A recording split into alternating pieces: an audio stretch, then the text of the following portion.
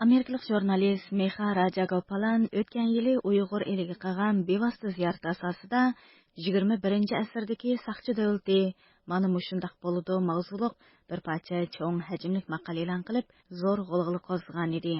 U maqolasida Uyg'ur elidagi yuqori texniklik nazorat sistemalari va yepiq tarbiyalash markazlari qatorliq barliq kontrollik apparatlarini tafsiliy tanishtirgan. Meha Rajagopalan bugun ya'ni 9 iyul kuni Amerikadagi tanilgan to'r jurnallaridan BuzzFeed'da mana shuningdek tashrish xarakterlik yana bir parcha muhim maqola e'lon qildi. Biz uchun ishbiyonlik qil, bo'lmasa oilang bilan ikkinchilab so'zlashamaysan mavzusida e'lon qilingan bu maqola Uyg'ur eli vaziyatiga diqqat qilayotgan kuzatuvchilarning kuchli diqqatini qo'zg'adi. Avtor maqolasini Shvetsiyada yashaydigan va ismini qisqartib O deb tanishtirgan bir Uyg'urning qismati bilan mundaq boshlagan. Xitoy uchun ishbiyonlik qilish u ishonadigan barliq qimmat qarashlariga xilof edi. U o'zi minglagan kilometr uzoqlikda Shvetsiyaning xoli bir shaharda yashasimi, ammo uning yurtidagi saqchining qo'lida uni har nimaga majburlaydigan bir narsa borligi ko'ngliga ayon. U bo'lsa-mu, uning o'g'lining erkinligi edi. O, "Mang nima amal? Men ularga mening o'g'lim sizlarning qo'linglarda, u mening barlig'im. Nima desanglar shuni qilay dedim" dedi. Avtor maqolasini mundaq davom qilgan. O va uning o'g'li Uyg'ur millatidan bo'lib, ular Xitoyning g'arbidagi Xinjiangning nufusining yarmini tashkil qiladigan bir asonliq millat hisoblanadi. Bu yerda Xitoy hukumatı dunyodagi eng mukammal nazorat davlati sistemasini qurib chiqdi. 100 minglagan Uyg'ur 2 yildan beri maxfiy holda yo'lga qo'yilib kelgan qayta tarbiya markazlarida tutib turilmoqda. Ularning hech qaysi bir jinoyat bilan rasmiy holda qarlanmagan. Ammo siz bir Uyg'ur ekansiz, u holda davlatdan qochib chiqib ketganligingiz sizning ularning nazorat sistemasidan qochib qutulganligingizdan derak bermaydi. Meha xonimning maqolasida aytishicha, u bu maqolasini yozish uchun chet ellarda yashaydigan va Xitoyning mushu xildagi besimlarga duch kelgan 10 kishini ziyorat qilgan. Ular davlat kadri, savdogar va yoki yal yemish sotqich qatorliq o'xshamaydigan sohalardan kelgan kishilar bo'lib, maqolada ularning yurtlardagi urug' tuqqanlarining bexatarligi uchun ko'pinchalarning ism familiyasi oshkorlanmagan. Meha xonim Xitoy hukumatining chet ellardagi Uyg'urlarga qaratgan bu xildagi besim siyosati 1990-yillardan tortibla mavjud bir ish bo'lsa-mu, ammo yaqinqi yillardan beri bu besimning intayin kuchayib ketganligini bildirgan. Avtor maqolasini mundaq davom qilgan. Men ziyorat qilgan har bir kishi davlat bexatarlik apparatlari xodimlarining o'zlari bilan aloqalashib, ularga agar o'zlari bilan hamkorlashmasa, tuqqanlarni yepiq tarbiya lagerlariga avatib etadiganligi yoki u yerdan chiqarmaydiganligini aytgan. Ularning aytishicha, Xitoy hukumatining buningdagi maqsadi faqatla chet ellardagi Uyg'urlar haqida uchur egallash emas, balki ular orasiga o'zaro ishonmaslik, ittifoqsizlik urug'i chechish ham Uyg'urlarni Xitoy hukumatiga qarshi so'zlashdan to'sashni maqsad qiladi ekan. Amerikadagi Uyg'ur kishilik huquq qurilishining mudiri Umar Qanat apandi radiomizga qilgan so'zida Xitoy hukumatining yaqinqi yillardan beri chet ellardagi Uyg'urlar qaratgan bu xildagi harakatini yanada kuchaytirganligini bildirdi. Bu Xitoy hukumatiningki bo'libmi o'sha oxirgi 2 yilda hamma yerga telefon qilib Uyg'urlarni bayamsiz degandek o'sha Xitoyga ishlash, Xitoyga xabar berish to'g'risida bu bir faoliyatga o'tdi Xitoy. Faqatla u Uyg'urlarni, u sirtdagi Uyg'urlarni telefon qilib ularni qo'lga keltirish emas, sirtga nurg'ulg'an Uyg'urlarni o'zimi chiqargan ahvollar bor. Şu sirtdagi Uyg'urlar haqida ma'lumot to'plash, birinchisi ma'lumot to'plash, albatta uchur elish Uyg'urlarning nima qilyotidi, nima qilmayotidi, olgan uchurlari orqali butun Uyg'urlarni harakatsiz holga keltirishni xohlayotidi Xitoy hukumati. Ya'ni biz seninki nima qilayotganligingni, nerda turayotganligingni, kim bilan gaplashayotganingni, nima bilan mashg'ul bo'layotganingni bilib turyapmiz degan mushundaq bir besimni Uyg'urlarga yeyish orqali sirtda masalan ularni uningdan o'zlari qo'rqib uydan chiqolmas, harakatga qatnasholmas, gap qilolmas holga keltirman degan bir niyat bilan qilyotdi. Chunki Xitoy hukumatiningki xalqimizga qilgan besimi butun Uyg'urlarni qo'zg'adi hozir. Butun dunyodagi Uyg'urlar qo'mirilib, qo'zg'alib chiqdi. Shuning Xitoy hukumati sirtdagi Uyg'urlarni mushu harakatini oldini olishga tirishyapti. Maqala avtori Meha Avstraliya Latrobe Universitetining professori James Leiboldni ziyorat qilgan bo'lib, professor James Leibold apandi bu vaqtda Xitoyning hozir chegara halqib boshqalarning harakatiga ta'sir ko'rsatish uchun ham iqtidori, ham shunday qilish orzusi bor. Ularning bu harakatining maqsadi chet ellardagi Xitoy millatidan bo'lganlarning ko'nglini o'tish bo'lsa, Uyg'ur millatidan bo'lganlarga zarba berish uchundir.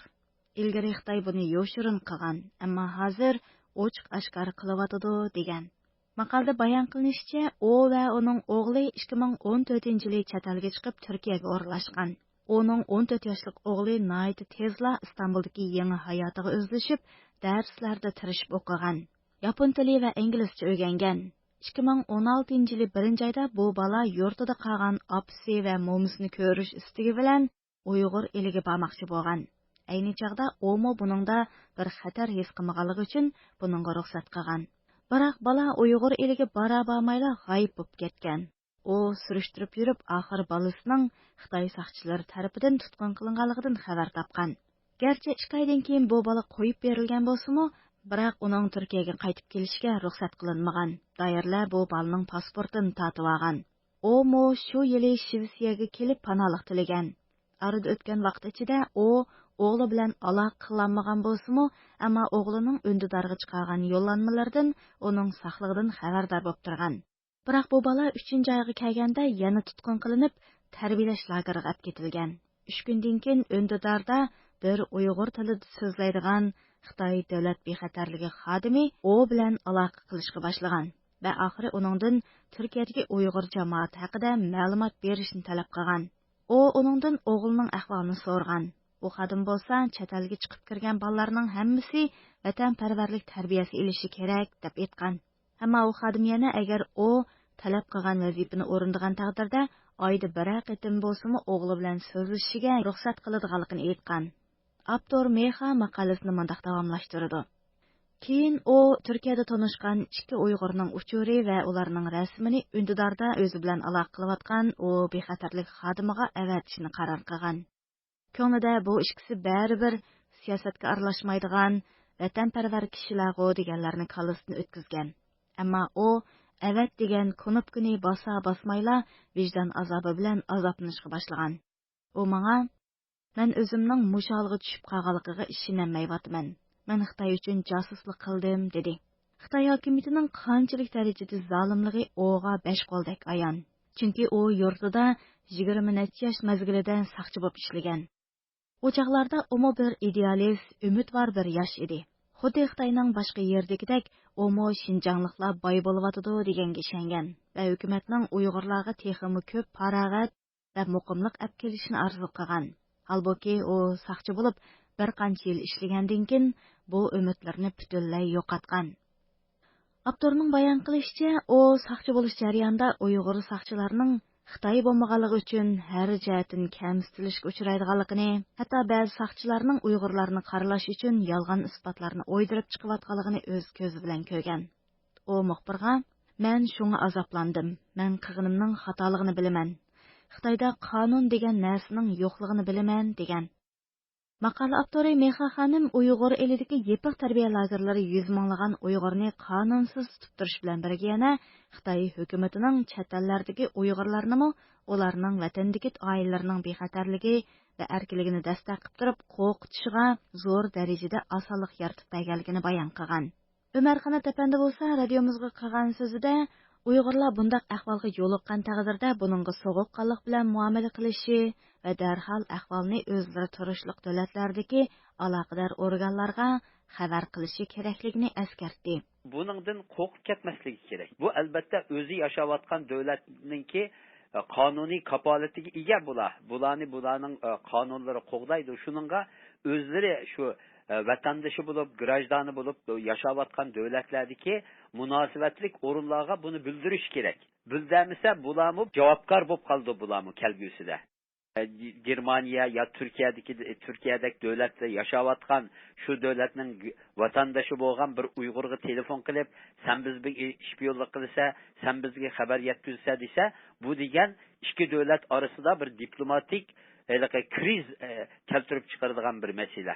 Shuningga Shundaq telefonlarni olgan insonlar bu mumkin bo'lsa shu telefonlarni bular ovozni ilib olsin, kim bilan gaplashganligini, kimning telefon qilganligini, qaysi organdan qilayotganligini, masalan qaysi soqchi organdan qilayotganligini hammasini bular bilib ilib, hatto ularningki ismlarini so'rab kim bo'lganligini ilib, undan keyin shu yashayotgan o'zlari yashayotgan davlatdagi munosabatlik bexatarlik organlariga berib buni pash qilish kerak. Hürmetli radio anlıqçılar, biz yuqoridagi maqoldagi mazmunlarni keyingi programmamizda davomli diqqatingizga sunamiz. Buni irada tayyorladi.